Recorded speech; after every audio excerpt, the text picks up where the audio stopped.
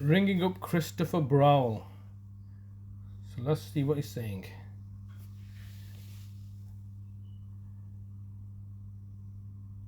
This is the Vodafone voicemail service for Not even on. 07769247196. Please leave a message after the tone.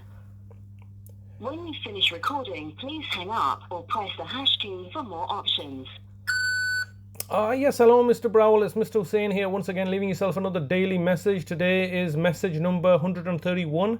I've left you 130 previous messages from the 31st of August 2023. Today is 154 days that my brother's been unlawfully kidnapped and held hostage and at ransom at your facility without myself or his family's known whereabouts. No doubt you've been colluding and conspiring with my relatives, estranged relatives may I add, that you, the local authority, have previously privately commissioned for your benefit and advantage. But the reality is that my estranged siblings, Adalat, Shaida, Halda, Shugufta, Wasim and Tasveer, are not really my brother's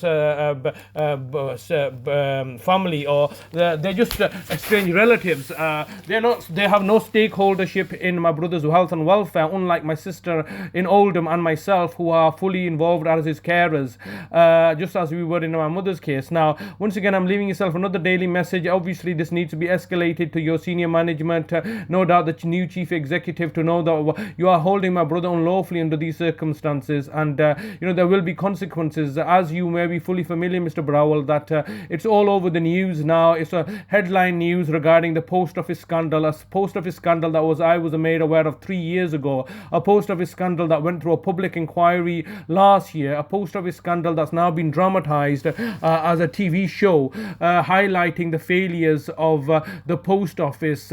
Well, not just the failures, but the outright fraud and deception taken place by the post office through the failures of the Horizon computer system, and how postmasters, over 900 postmasters, were prosecuted unlawfully, illegally, known that, however, since the managers knew the fact that the glitch in the system was a well-known issue to the postmasters who had the post office, who had themselves privately prosecuted the postmasters in order to get fraud convictions.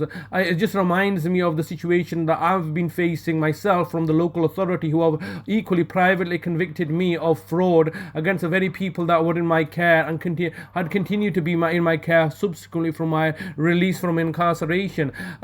This is my situation, or my story, or my circumstances are of an order of a magnitude far worse than the post office scandal that's now been publicized and brought to the public attention, that this is the greatest miscarriage of justice, the post office scandal. Well, can you imagine how much of orders of magnitude my case is far worse, and yet you are sitting blindly, idly by whilst me and my brother are suffering. You're holding my brother now for a period of 154 days, holding him at hostage and at ransom, without even having the decency or courtesy to speak to me and let me know what conditions you're holding him under, but more importantly, what legal framework that you used to incarcerate my brother. All it seems is that on the day of, no doubt, a pre-planned operation was executed, where I was going to be arrested from my home and my brother was going to be kidnapped, hence why you had come into the property and stolen his passports. Why would there be a need for you to take his passport, and then subsequently you've now taken him into a care home of your choosing, you've registered him with a GP practice of your choosing, you're denying him any access to his representative so he could raise a complaint. You're basically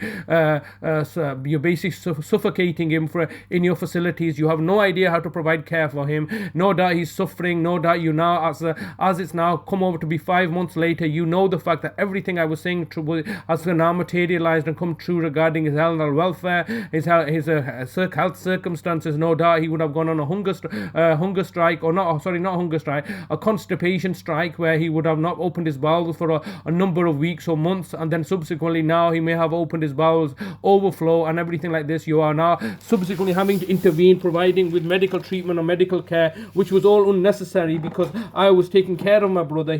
I was respecting his freedoms and liberties and dignities and privacies, all of which you have failed to respect in the case of my brother. This is simply horrendous that you're continuing to hold my brother like this and now are refusing to speak to me. I urge you, Bradford Council, to get in touch with me. Thank you very much.